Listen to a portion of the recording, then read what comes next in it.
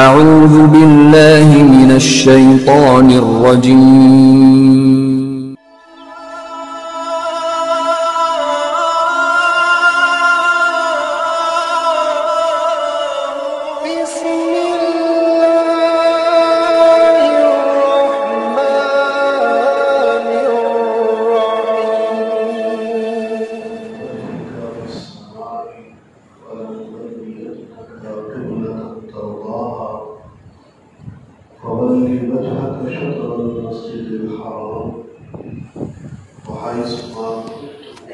وجوهكم شطرا وإن الذين أوتوا الكتاب ليعلمون أنه الحق من ربهم وما الله بغافل عما يعملون. صدق الله العظيم. درود پاک پڑھے. اللهم صل على سيدنا ومولانا محمد وعلى آله وصحبه وبارك وسلم. صلاة وسلام عليك يا سيدي يا رسول الله وعلى آلك وأصحابك يا سيدي يا حبيب الله. آج درس قرآن میں سورہ بقرہ کی آیت نمبر 144 144 سے ہماری ابتدا ہے، اور اس آیت مبارکہ کا ربط بھی گزشتہ آیات مبارکہ کے ساتھ ہے جو اس پارے کے شروع سے تعلق رکھتی ہے. اور اس پارے کے شروع میں اللہ رب العالمین نے تحویل قبلہ کے حوالے سے تذکرہ فرمایا ہے.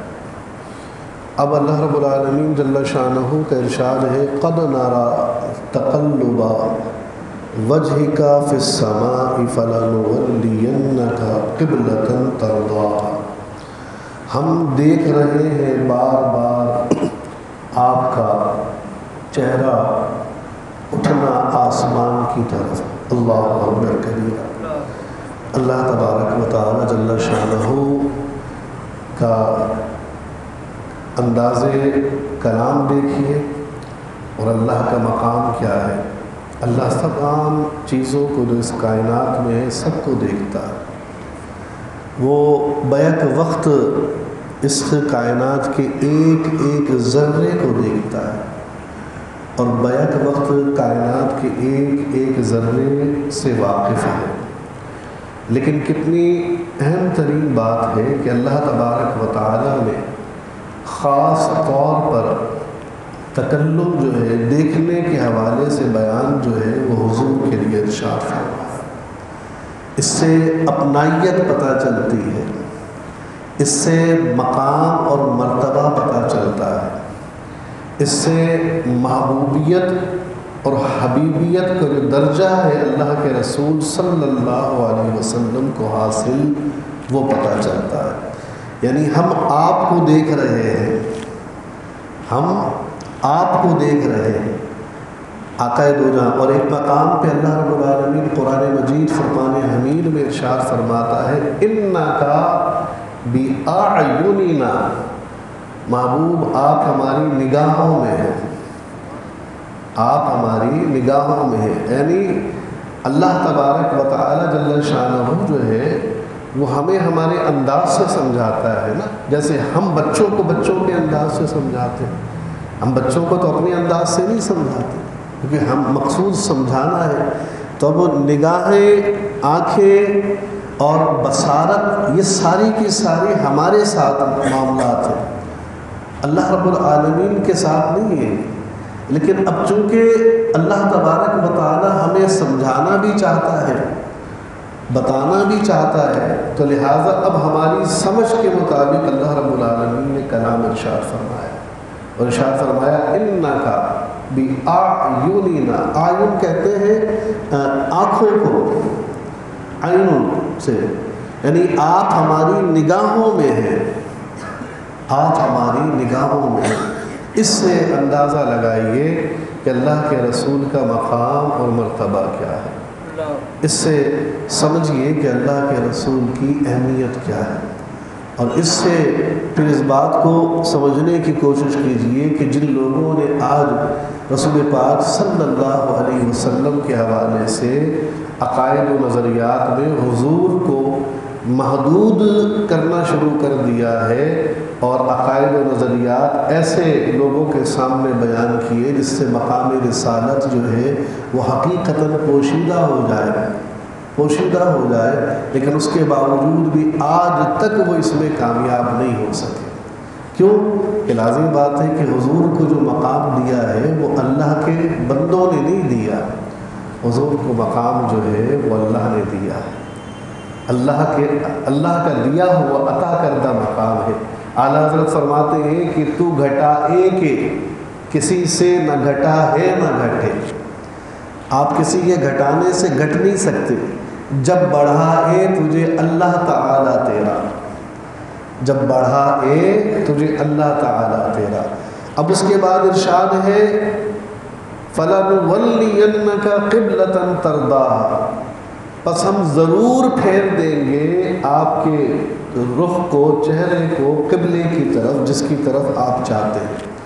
اور یہ بات گزشتہ دروس میں ذکر ہو چکی ہے دوسرے سپارے کی ابتدا سے کہ اللہ تبارک و تعالیٰ کے رسول کی منشا یہ تھی، خواہش یہ تھی، آرزو یہ تھی کہ دین ابراہیمی ہے تو قبلہ بھی ابراہیمی ہو۔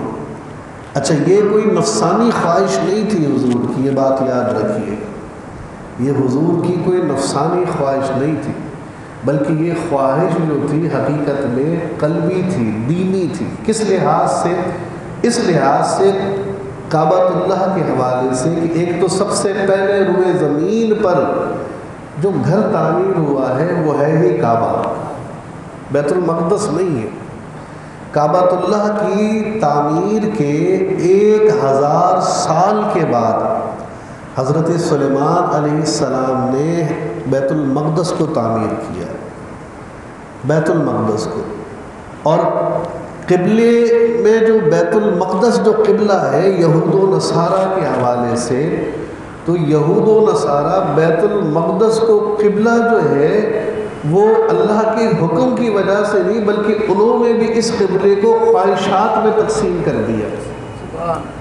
یعنی ایسا نہیں تھا کہ یہود جو تھے وہ بیت المقدس کی طرف منہ کر کے نماز پڑھتے تھے، عبادت کرتے تھے اپنی، اور نصارہ نہیں، بلکہ اس بیت المقدس کو جو خانہ خدا تھا ان دو بڑے مذہبی گروہوں نے تقسیم کر دیا تھا۔ کس طرح سے؟ یہود نے ہیکل کو چن لیا جو مغرب کی سمت تھا، جس کو حضرت سلیمان علیہ السلام نے تعمیر، انہوں نے اس کا انتخاب کر لیا، اور نصارہ نے یعنی عیسائیوں نے مشرق کی سمت کو چن لیا جہاں حضرت مریم سلام اللہ علیہا جو ہے وہ معتکف ہوئی تھی، اعتکاف کیا تھا۔ تو دونوں کا معاملہ جو ہے وہ نفسانی خواہشات کی، اور نفسانی خواہشات میں دین کہاں ہوتا ہے؟ پھر تو ایک نیا دین وجود میں آتا ہے جو ہوتا ہے نفسانی دین، نفسانی دین۔ تو نفسانی دین کی تو کوئی اہمیت نہیں ہے نا، دین کی اس دین کی اہمیت ہے جو اللہ کے حکم کے مطابق ہو، دین وہی ہے۔ تو لہذا اللہ کے رسول صلی اللہ علیہ وسلم جو ابتدا میں نمازیں پڑھتے تھے بیت المقدس کی طرف، اس کی وجوہات یہ تھی کہ یہود جو ہیں وہ انسیت پائیں، ان کو انسیت حاصل ہو، مقصود ان تک دولت ایمان پہنچانا تھا۔ لیکن 16 مہینے 17 مہینے کے درمیان میں یہ بات کھل کے سامنے آ گئی کہ یہ قوم اڈگرم ہے، بغض و عناد اس میں کوٹ کوٹ کے بھرا ہوا ہے، اور یہ سدھرنے والی قوم نہیں ہے۔ تو اب بیت المقدس سے کعبۃ اللہ کی طرف رسول اللہ صلی اللہ علیہ وسلم کی آرزو جو پہلے سے تھی لیکن حکم الہی تھا تو قبلے کی بیت المقدس کی طرف نماز پڑھ رہے، تو جو پہلے سے تھی اس کی طرف آرزو شدت اس لیے اختیار کر گئی کہ یہود بغض، عداوت، حسد اور عناد میں اسلام قبول نہیں کرتے، بلکہ دوسروں کو بھی بہکاتے ہیں، جبکہ مشرکین مکہ جو ہیں وہ جہل کی وجہ سے اسلام کے قریب نہیں ہیں، یعنی ان کے روابط یہود سے ہیں، وہ حق جاننا چاہتے ہیں، لہذا یہود کے علماء سے ملتے ہیں، پوچھتے ہیں کہ یہ نبی برحق ہے یا نہیں ہے، تم بتاؤ تمہارے پاس کتابیں ہیں، تو یہود انہیں صحیح علم نہیں دیتے، درست معلومات فراہم نہیں کرتے، تو لہٰذا اب قبلہ جب بیت المقدس سے رخ جو ہے اللہ کے پیارے رسول صلی اللہ علیہ وسلم کا کعبۃ اللہ کی طرف ہوگا، تو مشرکین کی انسیت جو ہے،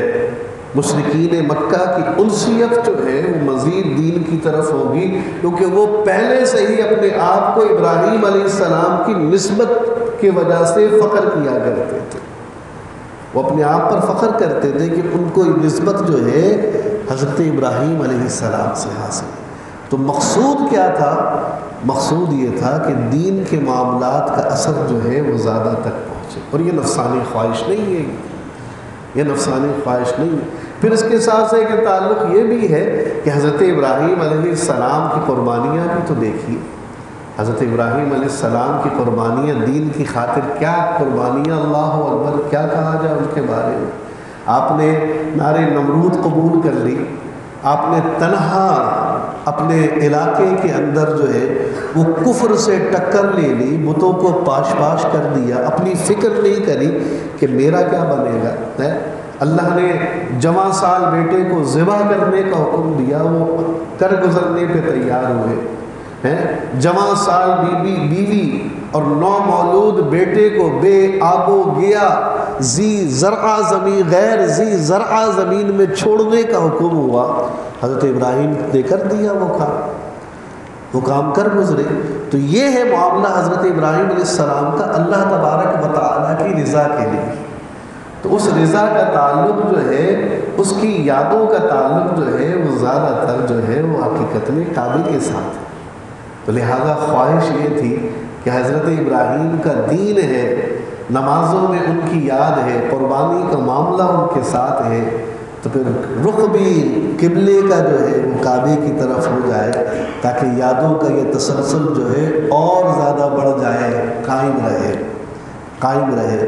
یہی چیز جو ہے آج ہمارے یہاں بزرگان دین کے حوالے سے ہے، بزرگان دین کے حوالے سے ہے کہ آج جو اہل اللہ کا ہمارے یہاں ذکر ہوتا ہے اور ان کے معمولات جو صحیح حقیقت میں مشائخ ہیں، اہل اللہ ہیں، اولیاء ہیں، علماء صلحاء ہیں، ان کے جو معمولات ہمارے یہاں رائج ہیں، ذکر کیے جاتے ہیں اور ان پر عمل کیا جاتا ہے، تو مقصود نفسانی خواہش نہیں ہوتا، مقصود یہی ہوتا ہے کہ ان کے ذریعے سے انسان دین کے مزید قریب ہو جائے، دین کے مزید قریب ہو جائے۔ یہ علیحدہ بات ہے کہ آج یہ اثر ہمارے یہاں سے ختم ہو رہا ہے۔ آج اہل اللہ کا ذکر ہوتا ہے تو لوگ اہل اللہ کا ذکر سننے کم آتے ہیں، لنگر کھانے زیادہ آتے ہیں۔ جب تک بیان ہوتا ہے علماء کا تو مسجد خالی ہے، محفل خالی ہے، گھروں کے کمرے خالی ہیں، اور جہاں دیکھا کہ صلاۃ و سلام شروع ہوا تو پھر سب اٹھ کے شروعات، یعنی ہم نے کھانے کو اپنا دین جو ہے وہ بنا لیا ہے۔ پھر اس کے بعد اللہ رب العالمین نے ارشاد فرمایا فَوَلِّ وَجْهَكَ شَطْرَ الْمَسْجِدِ الْحَرَامِ۔ اللہ اکبر، غور کیجئے کہ ابھی ارشاد فرمایا تھا کہ ہم پھیر دیں گے ضرور آپ کو اس قبلے کی طرف جسے آپ چاہتے ہیں، ہم پھیر دیں گے، یہ مستقبل کے حوالے سے، ان فیوچر۔ اب یہاں ارشاد کیا ہے کہ نہیں، اس میں تاخیر نہیں ہونی چاہیے، اگر آپ کی مرضی یہ ہے تو آپ نماز میں ہی پھر جائیے، آپ نماز میں ہی پھر جائیے، ہمیں آپ کی رضا مقصود ہے۔ خدا کی رضا چاہتے ہیں دو عالم، اور خدا چاہتا ہے رضا ہے محمد، یعنی حضور کی رضا اگر اللہ چاہتے ہیں تو پھر یہ بات بھی یاد رکھیے کہ حضور بھی اللہ کی رضا چاہتے ہیں۔ اگر اللہ حضور کی رضا چاہتا ہے تو ایسا نہیں کہ حضور کی طرف سے کوئی چیز نہیں، حضور بھی اللہ کی رضا چاہتے ہیں۔ تو لہذا ارشاد ہوا کہ پھیر لیجئے اپنے چہرے کو، پھیر لیجئے اپنے چہرے کو۔ یہ کیسے حاصل ہوتا ہے؟ اس کی وضاحت ہمارے سامنے شاعر مشرق فرماتے ہیں، مٹا دے اپنی ہستی کو اگر کچھ مرتبہ چاہے کہ دانہ خاک میں مل کر گلے گلزار ہوتا ہے۔ اپنی ہستی کو مٹانا پڑتا ہے، اللہ کے رسول صلی اللہ علیہ وسلم کی رضا ایسے ہی اللہ نہیں فرما رہا. یہ وہی رسول ہیں کہ جنہوں نے اللہ کے دین کے لیے اپنے 40 سال کے جو ایام ہیں وہ مکے میں کیسے گزارے اور پھر مدینے تک کیسے گزارے ہیں گے. پھر ایک مقام پہ شاعر مشرق فرماتے ہیں کہ خودی کو کر بلند اتنا کہ ہر تقدیر سے پہلے، خودی کو کر بلند اتنا کہ ہر تقدیر سے پہلے خدا بندے سے خود پوچھے بتا تیری رضا کیا ہے. تو اللہ کی رضا جو ہے وہ اگر چاہنی ہے تو پھر اللہ کی رضا کے لیے اپنے آپ کو بلند کرنا پڑے گا، اپنے آپ کو اونچا کرنا پڑے گا. اور یہ کس طرح اونچائی حاصل ہوگی؟ یہ اللہ کی رضا سے حاصل ہوگی. پہلے اللہ کو راضی کرنا ہوگا، پہلے اللہ کو راضی کرنا ہوگا. جب اللہ راضی ہو جائے گا تو پھر اللہ ہمیں بھی راضی کرے گا، اللہ آپ کو بھی راضی کرے گا جیسے اللہ اپنے نیک و صالح بندوں کو راضی کرتا ہے. پھر اس کے بعد ارشاد ہوا وَحَيْثُ مَا كُنْتُمْ فَوَلُّوا وُجُوهَكُمْ شَطْرَهُ، اور اے مسلمانوں تم جہاں کہیں ہو اپنا منہ اسی طرف کرو. ایک چیز پہلے ذکر ہو گئی کہ نماز میں آقا تھے اور 2 رکعت ہو چکی تھی اور اس کے بعد قبلہ تبدیل ہو گیا. ایک صحابی نے دیکھا، انہوں نے پھر دیگر جگہوں پر جو ہے یہ بتانا شروع کیا، اور جو لوگ نماز میں تھے انہوں نے نماز میں ہی اپنا رخ جو ہے وہ تبدیل کر دیا.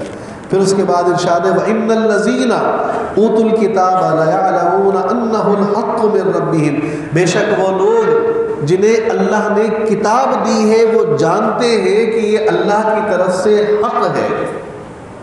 یعنی اللہ نے یہ جو کیا ہے یہ حق ہے، یعنی پہلے سے یہ چیز معلوم تھی. اب کیسے معلوم تھی؟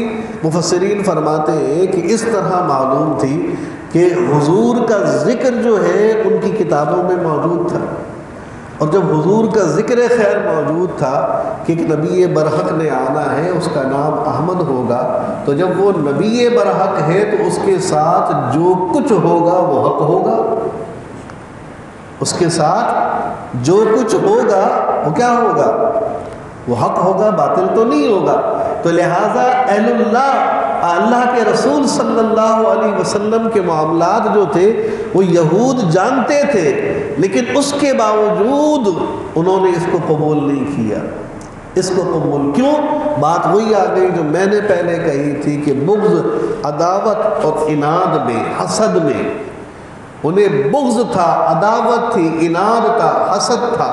انہوں نے تہیہ کر لیا تھا کہ ہم اسلام کو قبول نہیں کریں گے، اس کے راستے میں روڑے اٹکائیں گے. ہم رسول اللہ کو اللہ کا رسول نہیں مانیں گے، نہ لوگوں کو کبھی ماننے دیں گے. اور انہوں نے اس کے حوالے سے ہر طریقہ اختیار کیا جو آگے قرآن مجید فرقان حمید کی بے شمار آیتوں میں اور صورتوں میں اللہ نے بیان کیا ہے. پھر ارشاد باری تعالیٰ وَمَا اللَّهُ بِغَافِلٍ عَمَّا يَعْمَلُونَ، اللہ ان کے کوتکوں سے، کرتوتوں سے بے خبر نہیں ہے.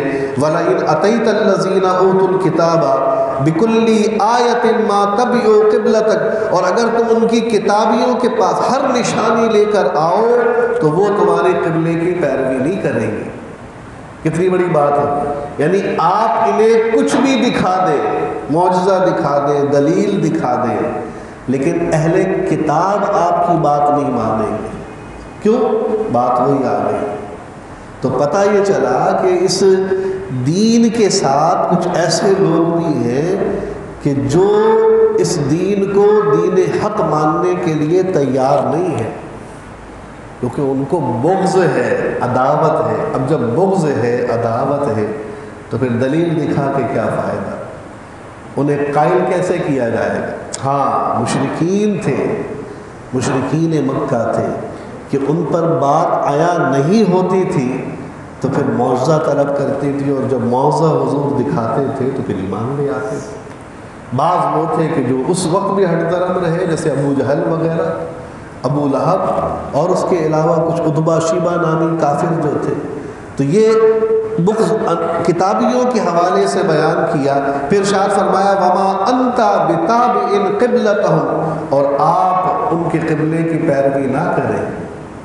یہ خطاب حضور کی طرف ہے صیغہ واحد کے ساتھ، لیکن حقیقت میں اشارہ ہم سب کی طرف ہے، مسلمانوں کی طرف۔ اللہ کے رسول نے تو ان کی پیروی کرنی نہیں ہے، اللہ کے رسول نے تو ان کی بات ماننی نہیں ہے، وہ تو رسول ہے، اتھارٹی ہے بھائی، شریعت کی اتھارٹی ہے، تو وہ کیوں مانے گا ان کی بات؟ اشارہ ہماری طرف ہے، اشارہ اس زمانے کے لوگوں کی طرف، اشارہ بعد کے لوگوں کی طرف ہے کہ جب صاحب ایمان ہو تو پھر اب تمہارے لیے صرف اور صرف نجات کا راستہ اللہ کے رسول کی ذات ہے، اللہ کے رسول کی ذات ہے۔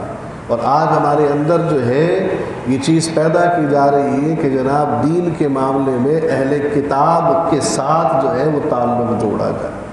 اس زمانے کے اہل کتاب کا حال کیا تھا اور آج 1400 سال کے بعد اہل کتاب کا حال کیا ہے گا؟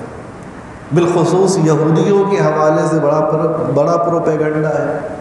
ایسے ایسے علماء تیار کیے گئے ہندوستان کی سرزمین پہ جنہوں نے مسلمانوں کو یہود کی طرف موٹیویٹ کرنے کے لیے بڑے پاپڑ بیلے ہیں، بڑے پاپڑ بیلے، سفر کیے، سفر نامے لکھے انہوں نے، وہاں پہنچے، قائل کرنے کی مسلمانوں کو کوشش، یہاں تک انہوں نے مسلمانوں سے کہا کہ بھئی جتنی بھی باتیں قرآن مجید میں یہود کے حوالے سے اللہ نے بیان کیے یہ اس زمانے کے یہودی تھے، بات کے تھوڑی تھے۔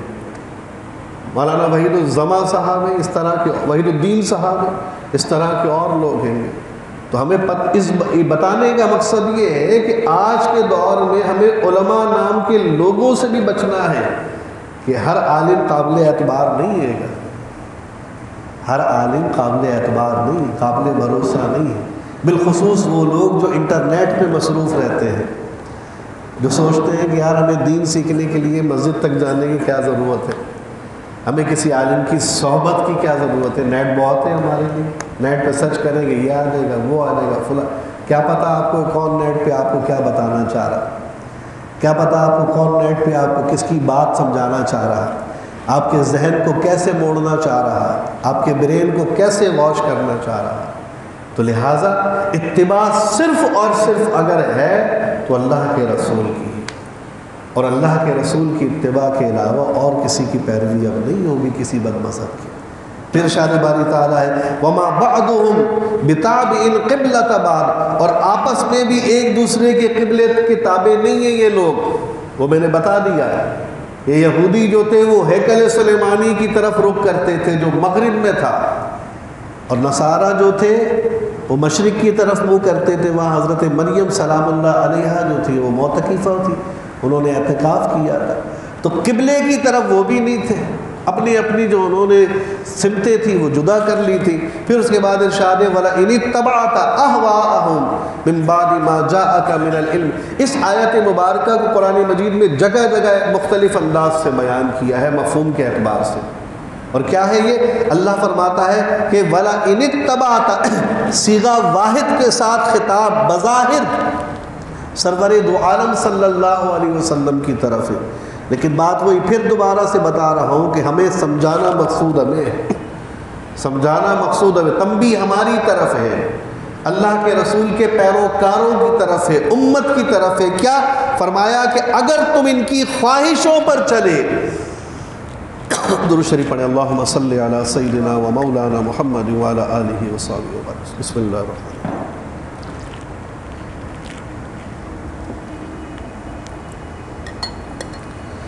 اگر تم ان کی خواہشوں پر چلے، کس کی؟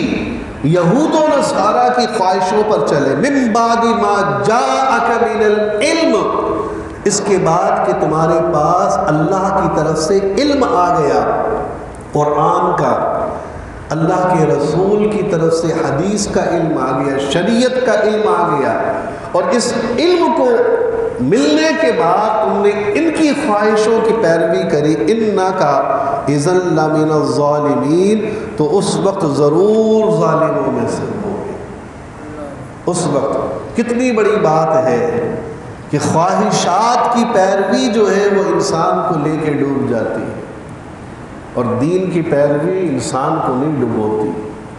آج ہم جو ہے وہ دین پر عمل تو کر رہے ہیں عزیزان گرامی، لیکن اس دین کا ہمیں آؤٹ پٹ کیوں نہیں مل رہا کہ اس دین کے اندر خواہشات لپٹی ہوئی ہیں، خواہشیں ہزاروں خواہشیں ایسی کہ ہر خواہش پہ دم نکلے۔ ہم خواہشات کے تحت دین پہ چل رہے ہیں، نمازیں خواہشوں پہ چل رہی ہیں، حج و عمرے خواہشوں پہ ہو رہے ہیں، قربانیاں خواہشوں کے تابع ہیں، نکاح خواہشوں پہ ہو رہے ہیں، صدقات و خیرات ہیں خواہشات کے تابع ہیں۔ ہم خواہشات کی وجہ سے جب دین پر عمل کریں گے تو پھر دین کا ہمیں وہ فائدہ نہیں ہوگا جو ہمارے ایمان اور روح پر اثر انداز ہو اور ہمیں قلبی طمانینت اور سکون عطا کرے۔ خواہشیں تو انسان کو تباہ کر دیتی ہیں، خواہشات انسان کو برباد کر دیتی ہے۔ یہ سم قاتل ہے، زہر قاتل ہے، یہ زہر قاتل ہے۔ خواہشیں ہیں نا بھی ہماری، یہ آج ہمارے یہاں جو بزرگان دین کے حوالے سے محفل میلاد ہے، دیگر دینی رسوم و رواج ہے، تو ان میں کبھی غور کیجئے گا، کبھی غور کیجئے گا کہ اس میں زیادہ تر عنصر جو ہے ہم نے خواہشوں کا ڈالا ہوا، خواہشوں کا ڈالا ہوا۔ سب سے بڑی خواہش تو ریاکاری۔ حج پہ جانے والا آدمی چاہ رہا ہے یار لوگ سمجھ جائیں کہ میں حج پہ جا رہا ہوں، عمرے پہ جانے والا، اب لوگ مجھے اپریشیٹ کریں، ہار ڈالیں، ایئرپورٹ تک چھوڑنے جائیں، محفل ہو رہی ہے، یہ ہے وہ ہے۔ اور چونکہ بعض لوگوں کے دھندے بھی اسی سے چل رہے ہیں تو پھر وہ اور جو ہے مرچ مسالہ لگا دیتے ہیں، آگے اور چڑھا دیتے ہیں۔ تو ریاکاری جو ہے سب سے زیادہ تو یہ اثر انداز ہے ہمارے ماحول۔ ریاکاری کے بغیر ہمارا کہیں بھی جو ہے وہ چھوٹ سامنا نہیں ہو پا رہا۔ ہم ہر جگہ اپنے اعمال کو ریاکاری کی آگ میں جھونک رہے ہیں، اور یہ ریاکاری ہماری خواہش ہے۔ یہ ریاکاری جو ہے یہ کیا ہے؟ ہماری خواہش۔ ہم چاہتے ہیں کہ لوگ ہمیں اپریشیٹ کریں، لوگ ہماری تعریف کریں، لوگ ہمیں اچھا کہیں، لوگ ہمیں نیک کہیں، لوگ ہمارے جو ہے وہ گن گائیں، گیت گائیں، اور اسی کی وجہ سے آج ہمارا سارا کا سارا ماحول جو ہے وہ جگمگ جگمگ کر رہا ہے۔ تو اس چیز کو اپنے اندر سے نکالنے کی کوشش کریں۔ خواہشات کی نظر دین مت چڑھائیے، دین پر عمل کیجئے تو خواہشات کے بغیر کیجئے۔ جو لوگ بھی کامیاب ہوئے ہیں انہوں نے اپنی خواہشوں کو مارا ہے اور اللہ اور اس کے رسول کی خواہشوں کو سامنے رکھا ہے۔ اللہ اور اس کے رسول کی، حضرت عبداللہ ابن عمر رضی اللہ تعالی عنہ کے حوالے سے آتا ہے کہ ایک شخص نے آپ سے کہا کہ سامنے آپ نے ذکر کیا کہ رسول پاک صلی اللہ علیہ وسلم جو تھے ان کو کدو پسند تھا۔ اس نے کہا مجھے نہیں پسند ہے، مجھے نہیں پسند ہے۔ تو آپ نے کہا حضور کو پسند تھا۔ اس نے کہا مجھے نہیں پسند ہے۔ وہ بات سمجھ نہیں پایا۔ آپ نے پھر کہا حضور کو پسند ہے۔ اس نے کہا مجھے نہیں پسند ہے۔ تو پھر غصے میں آ کے کہا کہ تو کون ہوتا ہے پسند ناپسند، جس کو اللہ کے رسول نے پسند کر لیا وہی ہماری پسند ہے۔ یہ ہے خواہش کو مارنا۔ اپنی خواہشیں جو ہیں، یعنی وہ اس مقام کے لوگ تھے، وہ اس مقام کے لوگ تھے۔ پھر اس خواہش کے بھی درجات ہیں، ایک دنیا کے اعتبار سے ہے، دین کے اعتبار سے۔ دنیا میں خواہشات ہماری ہیں تو وہ قابل قبول ہیں، قابل۔ ہماری خواہش ہے کہ آپ دوپہر میں بریانی کھا لیں، تو یہ دین کے مقابل نہیں ہے۔ ہماری خواہش ہے کہ بھائی رات میں قورمہ روٹی چلے، یہ دین کے مقابل نہیں ہے۔ ہاں، دین کے مقابل کون سی ہے کہ دین میں اپنی بات داخل ہو جائے۔ میں یہ چاہتا ہوں کہ ایسا ہو، میں یہ چاہتا ہوں کہ ایسا ہو، میں یہ چاہتا ہوں کہ ایسا ہو۔ تو جو میں چاہتا ہوں نا، یہ خواہش آ گئی۔ تو پھر اس کو دیکھیے کہ یہ میری چاہت جو ہے کہیں دین سے متصادم تو نہیں ہو رہی، دین کے مقابلے میں تو نہیں آ رہی ہے۔ دین اس کو جو ہے نیگلیکٹ تو نہیں کر رہا ہے، نظر انداز تو نہیں کر رہا ہے، ڈی گریڈ تو نہیں کر رہا ہے، اس کو دھتکار تو نہیں رہا۔ اگر ایسا ہے تو پھر اپنی خواہش کو چھوڑیے اور پھر جس انداز سے دین کہتا ہے وہ کریے۔ اور اگر دین آپ کی خواہش کو نہیں جو ہے وہ نظر انداز کرتا بلکہ آپ کی خواہش کو اپریشیٹ کرتا ہے تو پھر آپ کی خواہش صحیح ہے۔ جیسے حضور کی خواہش، حضور کی خواہش تھی قبلہ کون سا ہو جائے، کعبہ ہو جائے۔ یہ نفسانی خواہش نہیں تھی، یہ نفسانی خواہش نہیں تھی۔ لہذا اس خواہش کو جو اللہ رب العالمین نے کس انداز سے بیان کیا، کہا ہم پھیر دیں گے، آپ کی خواہش پوری کر دیں گے۔ بلکہ اپنی خواہش ابھی پوری کر لیجئے. ہم کہتے ہیں آپ نماز میں اپنا رخ جو ہے کعبے کی طرف کر لیجئے. تو لہٰذا اس چیز سے ہمیں سبق حاصل کرنا چاہیے. عزیزان گرامی، اللہ تبارک و تعالی جل شانہ سے دعا ہے کہ ہمیں عمل کی توفیق عطا فرمائے. وما علی الا البلاغ المبین. بسم اللہ الرحمن الرحیم. صلی اللہ علی حبیبہ محمد و آلہ و اصحابہ وسلم. باری تعالیٰ یا رب العالمین، مولا کریم یا رحم الراحمین، ہمارا یہ درس اپنی بارگاہ میں قبول فرما. جو کچھ تیرے بندوں کے تک رشد و ہدایت کے لیے تیرے پیارے کلام سے ہم نے سیکھا سمجھا سنا ہے اسے قبول فرما لے. خود بھی عمل کرنے والا بنا، دوسروں کو بھی عمل کرنے کی توفیق عطا فرما. یا الہ العالمین، ہمارے ظاہر و باطن کو اچھا کر دے، صورت و سیرت کو بہتر کر دے. ہمیں قرآن و سنت پر عمل کرنے والا بنا دے، قرآن و سنت کی تعلیم کو عام کر دے. باری تعالیٰ یا رب العالمین، ہمارے اندر جو کچھ بھی ریاکاری نفسانی خواہش سے ہے باری تعالیٰ اسے دور فرما دے. ہمیں چلتا پھرتا رسول اللہ صلی اللہ علیہ وسلم کی عملی زندگی کا نمونہ بنا دے. وصلی اللہ تعالی علی خیر خلقہ محمد و آلہ و صحابہ اجمعین برحمتک یا ارحم الراحمین. السلام السلام السلام